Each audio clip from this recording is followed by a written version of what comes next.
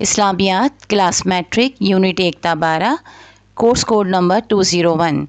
آج ہم اس میں بلند خوانی کریں گے امتحانی مشق نمبر 2 یونٹ 4 تا 6 سوال نمبر 3 ہجرت حبشہ اور شیب ابی طالب پر علیحدہ علیحدہ نوٹ لکھیں۔ ہجرت حبشہ اور شیب ابی طالب پر علیحدہ علیحدہ نوٹ لکھیں۔ جواب: حضرت محمد صلی اللہ علیہ وسلم کی دعوت اسلام سے جب دین حق روز بروز پھلنے پھولنے لگا اور حضرت حمزہ اور حضرت عمر رضی اللہ تعالیٰ عنہما جیسے جلیل القدر ہستیاں بھی ایمان لے آئیں تو اسلام کو زبردست تقویت ملی، لیکن جیسے جیسے اسلام غربا اور کمزوروں سے بڑھ کر ان معززین میں پھیلتا گیا تو قریش کی مخالفت اس قدر تیز ہوتی گئی، اب تو انہوں نے غریب مسلمانوں کو مشق ستم بنانا شروع کیا۔ یہ ستم مسلمان تو اسلام کی خاطر برداشت کرتے رہے، لیکن حضرت صلی اللہ علیہ وسلم ان بے گناہوں پر ظلم و ستم برداشت نہ کر سکے اور مسلمانوں کو سکون کی خاطر حبشہ کی طرف ہجرت کرنے کا حکم دیا، جو ایک مسیحی ملک تھا۔ یہاں کا بادشاہ نجاشی رحم دل تھا۔ حضرت صلی اللہ علیہ وسلم کے حکم سے مسلمانوں نے سکون کی خاطر نبوت کے 5ویں سال ہجرت کی، جس میں 11 مرد اور 4 عورتیں شامل تھیں۔ ان میں حضرت عثمان رضی اللہ تعالیٰ عنہ اور ان کی زوجہ بنت رسول صلی اللہ علیہ وسلم حضرت رقیہ بھی تھیں۔ مسلمانوں نے حبشہ کی طرف 2 ہجرتیں کیں۔ حبشہ کی پہلی ہجرت میں حضرت عثمان بن عفان رضی اللہ تعالیٰ عنہ رئیس قافلہ تھے۔ حبشہ کی پہلی ہجرت میں حضرت عثمان بن عفان رضی اللہ تعالیٰ عنہ رئیس قافلہ تھے۔ مہاجرین کی خراج کی کوشش۔ قریش کو جب مسلمانوں کی ہجرت کی خبر ملی تو انہوں نے نجاشی کے پاس عبداللہ بن ربیعہ اور عمر بن العاص کو ہدایہ اور تحائف کے ساتھ بھیجا تاکہ وہاں سے مہاجرین کو واپس لا کر پھر ظلم کا نشانہ بنا سکیں۔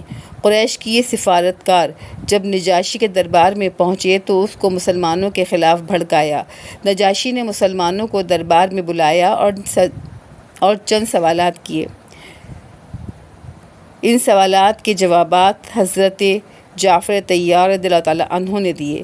نجاشی نے پوچھا کہ تمہارا کون سا دین ہے جس کے باعث تم نے اپنے آبائی مذہب کو چھوڑ دیا اور وہ تمہارا جدید مذہب ہم سب لوگوں کے مذہب سے نرالا ہے؟ اس کا جواب حضرت جعفر طیار نے ایک مختصر تقریر میں دیا۔ حضرت جعفر طیار رضی اللہ تعالیٰ عنہ کی تقریر۔ حضرت جعفر طیار رضی اللہ تعالیٰ عنہ نے کہا: اے بادشاہ، ہم جاہل قوم تھے، بتوں کو پوجتے تھے، مردار کھاتے تھے، فواحش میں مبتلا تھے، قاطع رحم تھے اور پڑوسیوں کے ساتھ برا برتاؤ رکھتے تھے۔ ہمارا زبردست زیر دست کو کھا جاتا تھا۔ ہماری یہ حالت تھی کہ اللہ نے ہمارے درمیان ایک ایسا پیغمبر مبعوث کیا جس کے صدق، عفاف، امانت اور نسب کو ہم جانتے ہیں۔ اس نے ہم کو ایک اللہ کی طرف بلایا کہ ہم اس کی عبادت کریں، اس کے ساتھ کسی کو شریک نہ کریں اور اپنے آبا کے اصنام کی پرستش چھوڑ دیں۔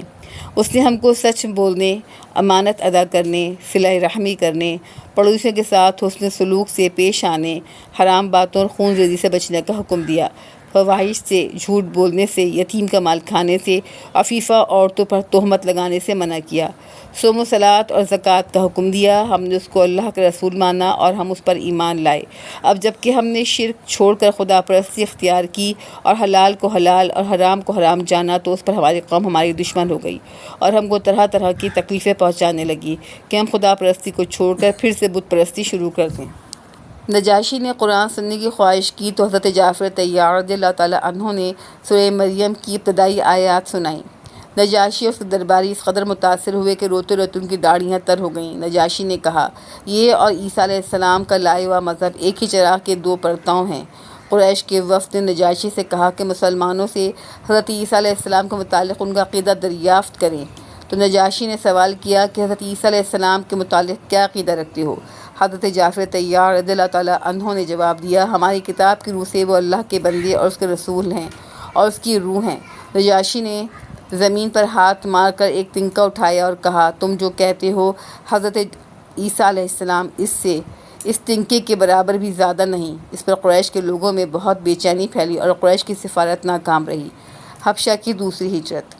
ایک افواہ اڑا دی گئی کہ مکہ کے حالات درست ہو گئے ہیں تو مسلمان حبشہ سے واپس آ گئے، مگر دوبارہ تکالیف حد سے بڑھنے لگیں تو حضرت صلی اللہ علیہ وسلم نے دوبارہ ہجرت حبشہ کی اجازت دے دی، مگر اس مرتبہ کی ہجرت پہلی ہجرت کی طرح آسان نہ تھی۔ کفار نے سخت مزاحمت کی، طرح طرح کی رکاوٹیں ڈالنا شروع کیں، تاہم 83 مرد اور 18 عورتوں کا قافلہ کسی نہ کسی طرح حبشہ روانہ ہو گیا۔ غریب مسلمانوں کو خانمہ برباد کرنے کے بعد بھی قریش کی آتش غضب ٹھنڈی نہ ہوئی، چنانچہ حضرت صلی اللہ علیہ وسلم کو اور آپ کی حمایت کے بدلے میں بنو ہاشم کا مقاطعہ کر دیا گیا اور ایک معاہدہ مرتب کیا جس سے روس بنو ہاشم کے ساتھ ہر قسم کے تعلقات جرم قرار دیے گئے۔ شیب ابی طالب مکہ مکرم کی دو پہاڑیوں کوہ ابو قیس اور کوہ خندمہ کے درمیان ایک درہ ہے۔ محل وقوع: یہ درہ کعبہ کے مشرق میں مقام سعی کے بعد واقع ہے، مکہ سے کم فاصلے کی بنا پر بہترین مقام سمجھا جاتا تھا۔ شیب ابی طالب کی تاریخی اہمیت: رسول اکرم صلی اللہ علیہ وسلم کے جد امجد قصی بن عبد الکلاب نے مکہ کے ہر شہر میں مختلف خاندانوں اور قبائل کو آباد کیا اور مکہ کے قریب ترین علاقے شیب ابی طالب کو اپنے خاندان عبد مناف اور عبد الدار کے لیے پسند فرمایا۔ شیب ابی طالب کے مالک عبد المطلب تھے، اپنے آخری ایام میں انہوں نے اسی کو اپنے بیٹوں میں تقسیم کیا اور پیغمبر اکرام صلی اللہ علیہ وسلم کو ان کے والد کا حصہ دیا۔ رسول اللہ صلی اللہ علیہ وسلم سے نسبت: آپ صلی اللہ علیہ وسلم کی جائے پیدائش بھی یہی ہے۔ حضرت خدیجہ رضی اللہ تعالیٰ عنہا کا گھر جس میں آپ صلی اللہ علیہ وسلم کی حضرت خدیجہ رضی اللہ تعالیٰ عنہا سے شادی ہوئی اور ساری اولاد جس گھر میں پیدا ہوئی وہ بھی اس درے میں واقع تھا، اور یہ بنو ہاشم کی بہت سی بزرگوں کی جائے پیدائش بھی تھا۔ محاصرے کا سبب: قریش مکہ اسلام کی تبلیغ سے بہت پریشان تھے، جیسے جیسے مکہ میں اسلام پھیل رہا تھا ویسے ویسے ان کے غیظ و غضب میں اضافہ ہوتا جا رہا تھا۔ اس پر ستم بالائے ستم یہ کہ مہاجرین کو حبشہ میں بہت عزت و احترام سے نوازا گیا اور مسلمانوں کو حبشہ سے نکلوانے کی قریش مکہ کی ساری سازشیں ناکام ہو گئیں، چنانچہ وہ نئی منصوبہ بندیوں میں مصروف ہوئے اور مکہ میں خاندان نبوت صلی اللہ علیہ وسلم کو محصور کر کے سماجی اور اقتصادی طور پر ان کا بائیکاٹ کر کے اسلام کے ستیباب کی کوششیں کیں۔ عہد نامہ: مشرکین مکہ دارالندوہ میں جمع ہوئے اور ایک عہد نامہ تحریر کیا۔ یہ عہد نامہ کعبے کی دیوار پر لٹکایا گیا اور قریش کے سرداروں نے عہد کیا کہ مرتے دم تک ان نکات پر عمل کریں گے۔ عہد نامے کے نکات: عہد نامے کے نکات مندرجہ ذیل ہیں۔ نمبر 1، محمد صلی اللہ علیہ وسلم کے ساتھیوں کے ساتھ ہر قسم کے لین دین پر پابندی ہوگی۔ نمبر 2، ان کے ساتھ تعلق اور معاشرت پر سختی سے پابندی ہوگی۔ نمبر 3، ہر قسم کا ازدواجی رشتہ اور ہر قسم کا پیوند سختی سے منع ہے۔ نمبر 4، تمام تر معاملات میں محمد صلی اللہ علیہ وسلم کی مخالفین کی مدد کی جائے گی۔ مذکورہ عہد نامے پر سوائے مطعم بن عدی کے قریش کے سب سرداروں نے دستخط کیے اور اس کو پوری شدت سے نافذ کیا۔ حضرت ابو طالب کا اقدام: حضرت ابو طالب نے بنو ہاشم کو دعوت دی اور رسول اکرم کریم صلی اللہ علیہ وسلم کے خاندان کی حفاظت کی ذمہ داری ان پر عائد کی اور حکم دیا کہ ان کے تمام عزیز و اقارب مکے سے نکل کر شیب ابی طالب میں جمع ہو جائیں اور وہیں سکونت اختیار کریں۔ بنو ہاشم کی مدد کرنے پر کارروائی: مشرکین کے اس عہد نامے کے تحت مکہ میں آنے والوں کو بنو ہاشم سے تجارت کا حق حاصل نہیں تھا، اگر کوئی ایسا کرتا تو اس کا مال ضبط کر لیا جاتا۔ رسول اللہ صلی اللہ علیہ وسلم کی استقامت اور قریش کا غیظ و غضب: ناکہ بندی کے پہلے سال جب حج آیا تو رسول اللہ صلی اللہ علیہ وسلم نے ہر شخص کو دین کی دعوت دی جو قریش کو مزید غصے اور غضب کا سبب بنی، جو قریش کے مزید غصے اور غضب کا سبب بنی، اور انہوں نے ابو طالب سے کہا کہ اپنے بھتیجے محمد رسول اللہ صلی اللہ علیہ وسلم کو ہمارے حوالے کرو، لیکن حضرت ابو طالب نے ان کو دنداں شکن جواب دے کر نا امید کر دیا۔ رسول اللہ صلی اللہ علیہ وسلم کی حفاظت کا طریقہ کار: ان حالات میں حضرت ابو طالب کو اندیشہ تھا کہ کفار مکہ رسول اکرم صلی اللہ علیہ وسلم کو جانی نقصان نہ پہنچائیں، چنانچہ رات کو سوتے وقت رسول اللہ صلی اللہ علیہ وسلم کے ایک طرف آپ خود اور دوسری جانب آپ اپنے صاحبزادے کو سلاتے اور نبی کریم صلی اللہ علیہ وسلم کو اپنے بیچ میں سلانے کا اہتمام کرتے۔ بنو ہاشم کی افسوسناک صورتحال: ابی طالب کی ناکہ بندی کو 3 سال گزر گئے۔ قریش کے جاسوس ہر راستے کی نگرانی کرتے تھے کہ کہیں سے اشیاء خورونوش شیب ابی طالب تک نہ پہنچنے پائیں، لیکن اتنی شدید نگرانی کے باوجود کبھی کبھی حضرت خدیجہ رضی اللہ تعالیٰ عنہا کا بھتیجا حکیم بن حزام اور کبھی ابو العاص بن ربیع اور کبھی ہشام بن عمر آدھی رات کے بعد گندم اور کھجور اونٹوں پر لاد کر شیب ابی طالب پہنچاتے تھے اور اونٹوں کی نکیل ان کے گلے میں ڈال کر چھوڑ دیتے۔ اور اونٹوں کی نکیل ان کے گلے میں ڈال کر چھوڑ دیتے۔ قریش کو معلوم ہوتا تو یہ خفیہ امداد ان کے لیے تکلیف کا باعث بنتی، مگر وہ پھر بھی باز نہ آتے۔ اس تمام عرصے میں حضرت خدیجہ کا سرمایہ کام آیا اور کبھی ان کے خاندان کے افراد نے مدد فرمائی۔ رسول اکرم صلی اللہ علیہ وسلم اور ساتھیوں کی استقامت نے قریش کو ناکو چنے چبوا دیے۔ قریش کی پریشانی۔ قریش کے اپنے خاندان کے بھی بہت سارے لوگ شیب ابی طالب میں موجود تھے اور ان کی کوشش تھی کہ وہ ان اپنوں کو شیب سے باہر نکالیں تاکہ وہ ان پریشانیوں سے محفوظ رہیں جو بنو ہاشم اٹھا رہے ہیں۔ ناکہ بندی کا خاتمہ۔ بعثت کے 10 سال حکیم بن حزام رات کی تاریکی میں اونٹ پر گندم اور کھجور لے جا رہے تھے کہ ابو جہل ان کے راستے کی رکاوٹ بنا۔